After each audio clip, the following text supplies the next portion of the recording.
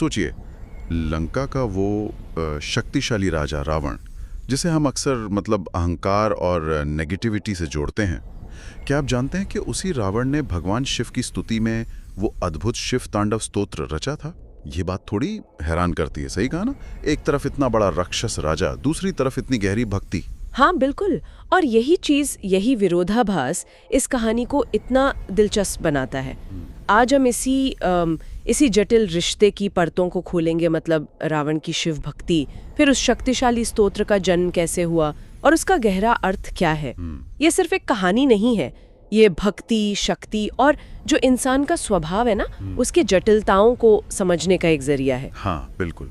तो चलिए पता लगाते हैं कि आखिर रावण जैसा एक पात्र वो शिव का इतना बड़ा भक्त कैसे बना, उसकी तपस्या के पीछे असल में क्या था, और ये स्तोत्र ये आखिर अस्तित्व में कैसे आया।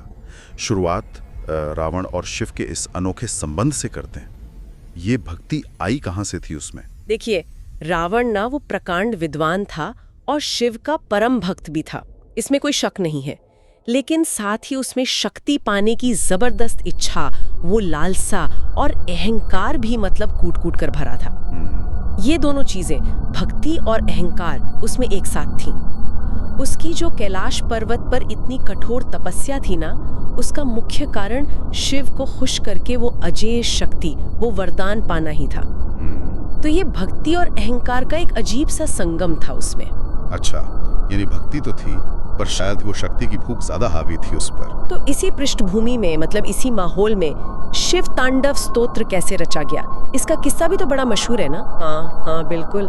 कथाएं यही बताती हैं कि अपनी शक्ति के नशे में, मतलब उस चरम अहंकार में, रावण ने सोचा कि वो पूरे कैलाश पर्वत को ही उठाकर लंका ले जाएगा, ताकि शिव हमेशा उसके पास रहें, एक तरह से काबू में। तो जब उसने पर्वत उठाने की कोशिश की, तो भगवान शिव ने क्या किया? सिर्फ अपने पैर के अंगूठे से जरा सा दबा दिया पर्वत को, और रावण का हाथ नीचे बुरी तरह फंस गया, कुचल गया।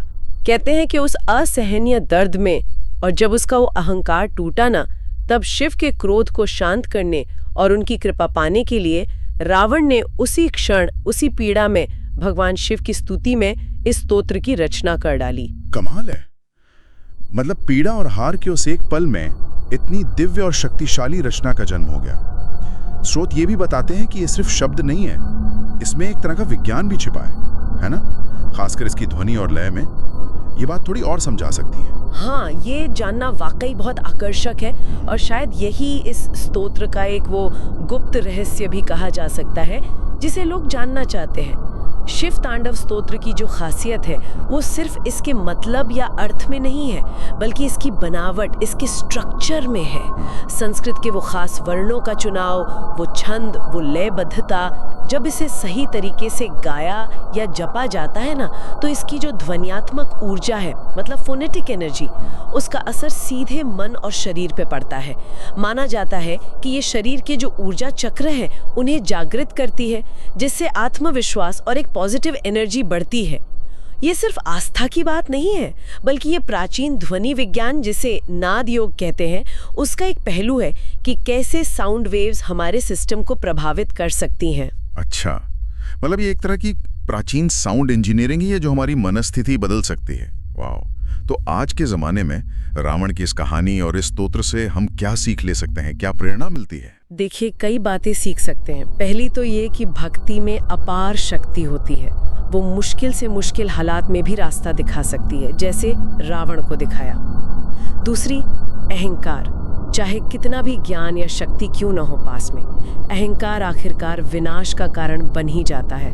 रावण इसका सबसे बड़ा उदाहरण है। शक्ति को साधना, उसका संतुलन बनाना बहुत जरूरी है। और तीसरी बात, ये स्तोत्र आज भी हमें याद दिलाता है कि हमारी प्राचीन रचनाओं में कितनी ऊर्जा और कितना ज्ञान छिपा हुआ है। इसकी ध्वनि आज भी साधकों को शांति और प्रेरणा देती है, और ये दिखाती है कि कैसे आस्था और ध्वनि, यानी विश्वास और विज्ञान, मिलकर कितना गहरा प्रभाव डाल सकते हैं।